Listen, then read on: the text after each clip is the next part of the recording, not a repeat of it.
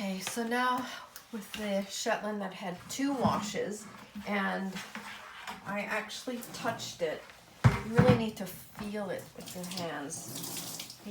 And I will know when I put it in this rinse about the status of the lanolin. So lanolin will leave a cloudy white residue in the water. So in the last wash, I could have seen that. I saw it wasn't too bad. But this is still warm from the second wash. I'm going to put it in this warm rinse.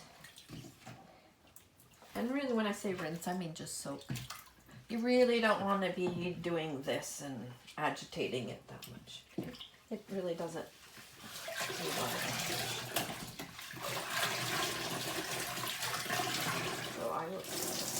So I just want to kind of see, and yeah, I'm seeing some cloudiness, but this is the first rinse. So what I am going to do is I'm going to let it, just going to let that soak in there for a while. One thing that you can do for your, that some do, if you think there's a lot of soap left, is just good old-fashioned vinegar, white vinegar. Just put a glug in the second to last, and that'll cut any of the soap that's left in there. Another thing you could do, which I will do with the Lincoln, because it has so low lanolin to start with, and it's already getting tangly. So what do we do with little girl's hair that gets tangly? We use a cream rinse, and there's a cream rinse equivalent for wool. So I probably use that in my second to last rinse, or is it the last rinse? I keep forgetting which one.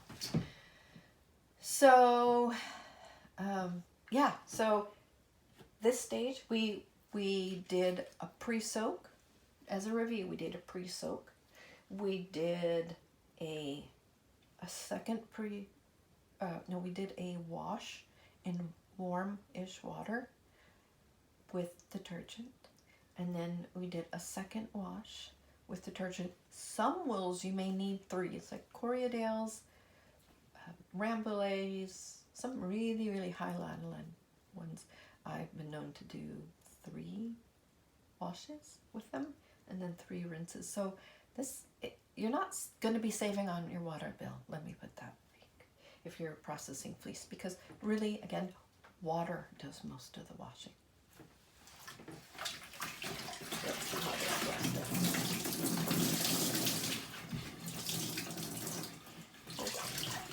So I am still seeing, and it's hard to see. It's still a bit cloudy, so I'm going to do one more rinse at high temp. Well, actually, maybe I will just I'll make this the third wash, and I'll just put a little bit of this. Just put a little bit of that and let it soak, and see if we can get a little bit more of that lanolin out. Lanolin is your foe and your friend. Unless at the end of the process you need it so dry and so brittle it has no lanolin on it, because it needs to go into the dye bath, and dye will not attach to anything that has grease on it. There will be a little bit of lanolin, but how much is what you need to decide. Too little, it becomes really flyaway when you start putting it in the cards and combs. To become really staticky, you'll have to put some sort of conditioner in it. Or if you have too much in it, it becomes really sticky and it won't go through the cards and combs. Again, it's a process. It's a problem to process it. If it's too sticky, it'll become gnarly and it'll ruin your cards and combs. And it's a little bit harder because it's so sticky. It won't draft very nice and easily. There you go. So just some helpful hints if you're processing your wool. Now look, this is only about ½ pound. So ½ pound, and if you have 2 of these buckets, you can get a fair amount of spinning done. And for the 3 pounds, 3 pounds, think of it, an adult sweater is about 2 pounds. Now you will lose as you're processing, you will lose as you're spinning, but still, this 3 pound Shetland sheep will make a full grown sweater for sure. Here we go. So I'm going to dump this out.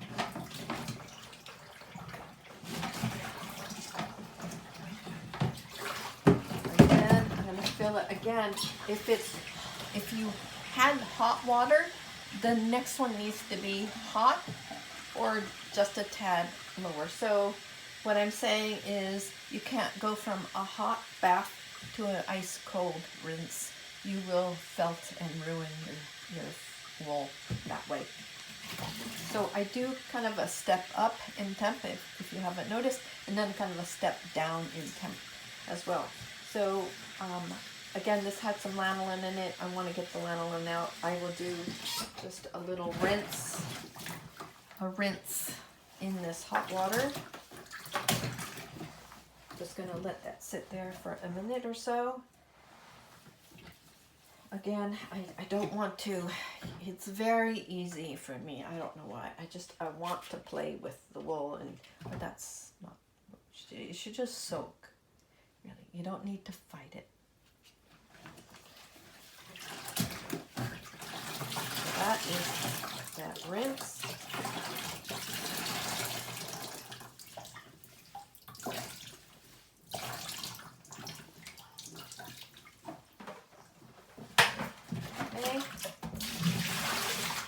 And then I will do another rinse, but I'm going to add a little bit of cool water to it. So not just hot, I will add some cool water to it as well. Then after this final rinse, that is when I will either roll it in a towel or I have some screens and stuff like that I put it on. It'll drip dry outside. But according to my weather app, it's going to rain in 13 minutes. So I'm kind of deciding, this is a small enough bundle, and I'd like you to see it, so I might wrap this one. But I don't have enough towels in this house to wrap all of my wool. And if I can emphasize, try never to use your washer to rinse it or to spin it. The centrifugal force is just too much, even if you have it on wool, even if you have it. I have ruined things because I thought, well, it's just for a minute. And, well, that minute was too much, and it looked like some sort of dead raccoon, and it was just unworkable. It became so matted that it became felted, what we call felted. And felted is a kind of fabric, so you can't draft fabric. But, cut that up, use it for stuffing, use it for little crevices, use it for stuffing animals. So for me, wool always has a use. And here we go. This is going to be the final rinse. Again, because this already has high lanolin, I'm not going to use an anti-static. Because usually I don't scour. If I really wanted to scour, then you would see tea kettles, you would see pots that I poured the boiling water in and get it down to about 180 degrees. And, that's a completely different process. And maybe one day I'll show you how to scour. But I'm not going for scouring because after I spin this, then I can scour. And I find that for the high temps, the rough handling, and if I want something to microfelt, that is the time that I want it to microfelt. So after I spin and I apply it and I skein it, that's when you can be a little rougher on it, because you need to have 2 strands that are twined to become one. And that means that when you microfelt it, a little fiber from the one strand and the little fiber kind of join, they meld, they microfelt together. Also, again, as if you're going to go into a dye bath, you can always, pre-scour it before it goes into a dye bath. And I'm going to do more dyeing this year. Again, I was hoping for my stainless steel tub to be ready this year. But so there we go. So now let's see what we've got. Let's open it up. See what we have. Oh, nice. Now this is what it will be this way when you open it up, but it should tear apart like that pretty easy. And as it dries, it'll tear open a bit more like that. It's, see, that little bit of lanolin keeps it from being, like I said, a dead raccoon. But that's not the way that the Lincoln is behaving. So if the Lincoln wasn't behaving this way before wash, you can imagine after a wash what might happen. So I have to be really gentle with that. I'm really not going to take that up to temp. I really just need most of the dirt to get away with that. I will rely on my detergents, and I will also follow it up with my little fabric softener as well. So for that one I will have to comb, and it needs to go through combs, and if it's snarled, you can imagine it's like trying to brush through or comb through a tangle. But this one, this is Shetland, and can you see it? Looks pretty clean. These little things, that's okay when I process it. I mean, when it goes through, that will kind of disappear. It'll just kind of blend in things. Again, this is not your final wash. After you process it and then you spin it, you still have one more, at least one more wash, what we call setting the skein, and I talked about that just in this video. So there you go. It looks pretty good. I'm pretty happy with that. So now I just have 2 more pounds of this to do. Remember, this is half a pound, so I've got 2 more pounds of this to do with this, plus the Lincoln. And if I can make a separate video on the Lincoln, I will try to do that. And I will try to remember to keep like a before and after, like to keep one of the unwashed locks so that I can post pictures. I'll probably just have to post pictures of like before and after. So that's it right now for spinning the past. And again, if you want this little stuff out of there, if like it really annoys you, take a little Fels naphtha, rub into those tips,